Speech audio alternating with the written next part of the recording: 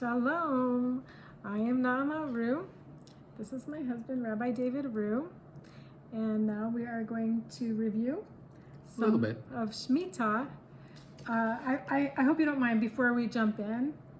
I want to say that we have some oak tree babies that sprout up in our grass under the oak tree. And last time we were able to dig a bunch out, put them in pots, and give them away. We gave away at least a dozen small oak trees.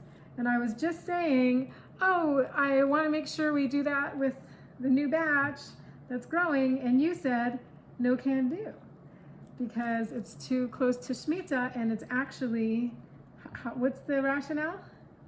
because trees have to take root before the Shmita year begins. Which takes how long? We're going to discuss that in depth in later. Okay, fine. So we in later can't videos. plant a tree this close before Shmita because it doesn't have enough time to put its roots in the ground. Correct. Okay, so I'm not going to be giving these away. I guess we'll either let them grow or maybe they're going to get mowed, basically. All right. As a general way of review, we know that there are different types of Rosh Hashanah for different things, and even in Shmita, there are different times when the different products start having the sanctity of Shmita. So the Gemara in Rosh Hashanah divides them into three things. Amar Rabba says, Amar Rabbanan, the rabbi said, Ilan Basar Chanata, that a tree goes after the blossom. Tavua v'zeisim Basar Shalish, grains and olives, kitnios, and grapes go at their one-third grown. Yerek basar lakita, and vegetables after the time when they're harvested. There are reasons for all of this that we discussed earlier. We're not going to discuss it again. So there are charts that you can get in Israel that will tell you when different fruits become liable in the Shmita, at what time they appear in the Shmita fruits appear in the stores. It's not immediate when Shmita begins. However, the vegetables, it is immediate when Shmita begins.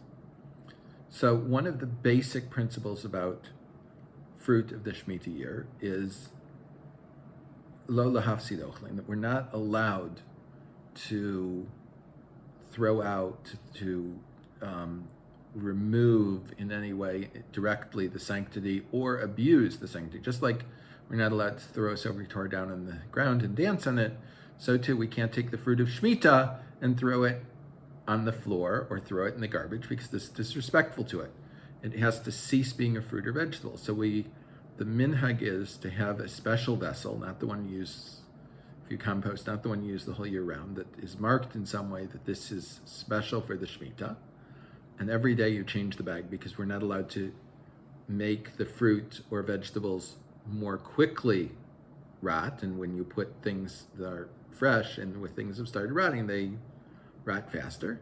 So you separate the bags day by day. And once the contents of the bags have begun to be such that they would not be eaten, according to Rav Kook, even by animals,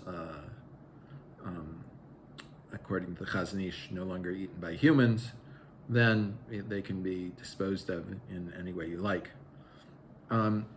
We are only allowed to use the products of Shmita for their normal uses. Things that are secondary uses or not as common uses, or not the things that we think of primarily using this for, we're not allowed to use it. And this leads to debates about whether we can make fruit juices with the Mishnah saying we're only allowed to make fruit juices on Shmita out of olives and grapes.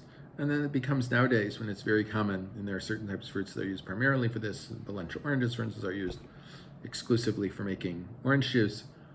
If we have juice oranges, can we juice them?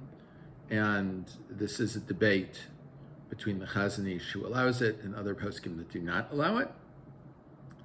The same thing would apply making sauces and so on. that if this is a normal use of the product, then it would be permitted. If it's an abnormal use of the product, it would be prohibited. That we cannot use products of Shmita for medicines or for washing. However, oils that are normally used for anointing, massage oils, things like that, they can be used for that because this is the primary normal use of the things. And one other thing I think that cannot be stressed enough is that when we cook food, if I make a stew, the meat and the broth, because it's absorbed the taste of the vegetables of Shmita and the spices of Shmita and so on, will have the halacha of having the sanctity of Shmita. So I should make a quantity that I know our family will eat before it goes bad. And especially with young children, it's very important to give them very small portions.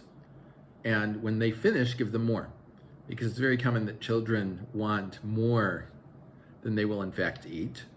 And if they play with their food, which is very common among young children, then they could destroy it and make it not usable, which we're not supposed to do with the fruits of the Shmita. Okay, so you can have leftovers that you keep, but you finish them.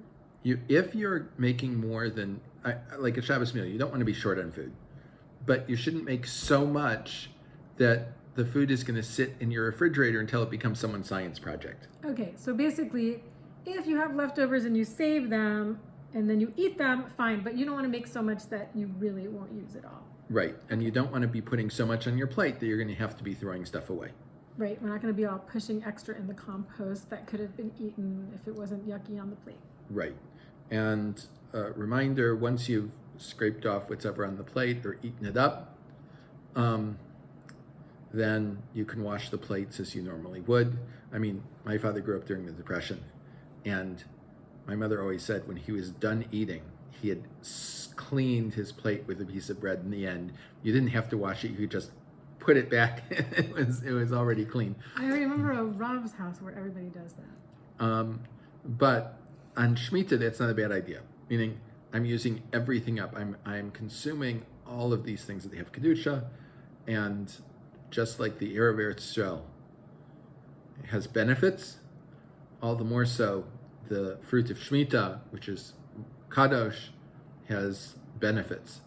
And we should all be zocha to enjoy these benefits and grow spiritually from them. Amen. Next, we are going to, in our next series of videos, we'll be discussing how you buy fruit and vegetables during the Shmita year.